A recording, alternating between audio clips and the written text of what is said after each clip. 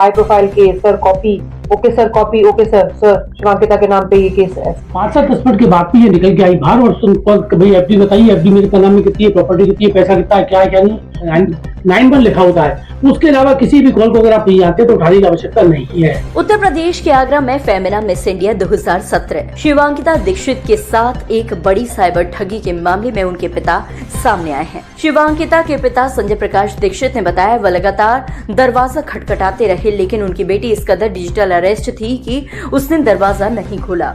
2 घंटे तक digital arrest में रखकर साइबर ठगों ने बैंक खाते से 99,000 रुपए ट्रांसफर करवा लिए। ये धोखाधड़ी सीबीआई अधिकारी बनकर किए गए एक कॉल के माध्यम से की गई है, जिसमें ठगों ने उन्हें मनी लॉन्ड्रिंग में फंसाने की चेतावनी दी।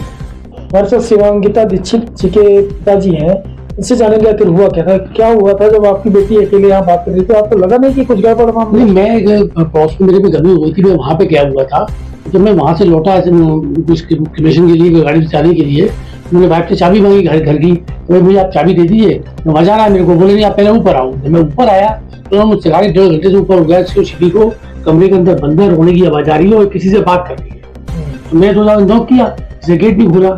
5-7 मिनट के बाद भी ये निकल के आई बाहर और भाई एफडी बताइए, एफडी मेरे नाम में कितनी है, प्रॉपर्टी कितनी है, पैसा कितना है, क्या है क्या नहीं।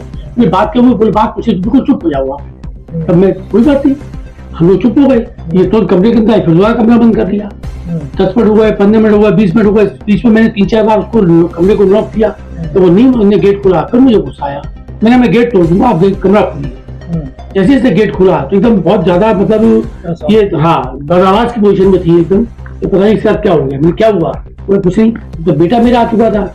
बेटे ने जाके तो मोबाइल देखा, तो मोबाइल पे वो लोग पूरी टीम लगी हुई थी।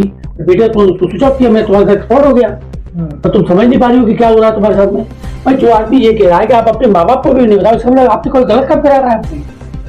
जब आप उस काम को नहीं समझ पा रहे हो, फिर दूसरी बात सीधा तब फंडा है कि जब मैंने कोई क्राइम नहीं किया तो फिर मुझे डरने का मतलब क्या है? क्या हुआ, पुलिस आएगी, मुझे ले जाएगी, इन्वेस्टिगेशन करेगी, वापस छोड़ देगी। क्राइम किया हुआ अरेस्ट कर लेगी।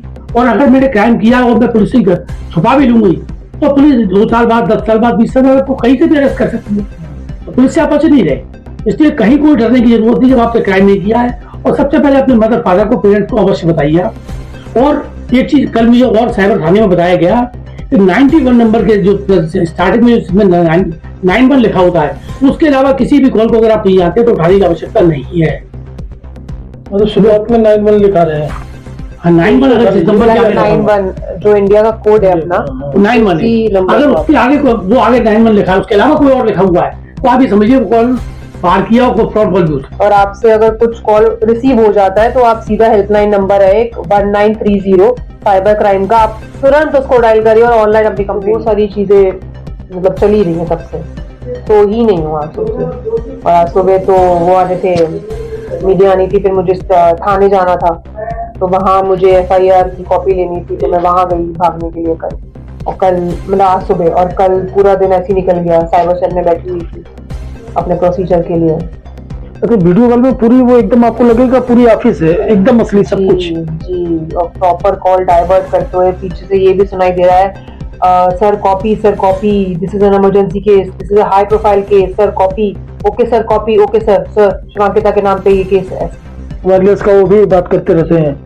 और पीछे CBI या कुछ लिखा था, CBI सब ये क्राइम डिपार्टमेंट दिल्ली तक लिखा हुआ था, क्राइम ब्रांच दिल्ली।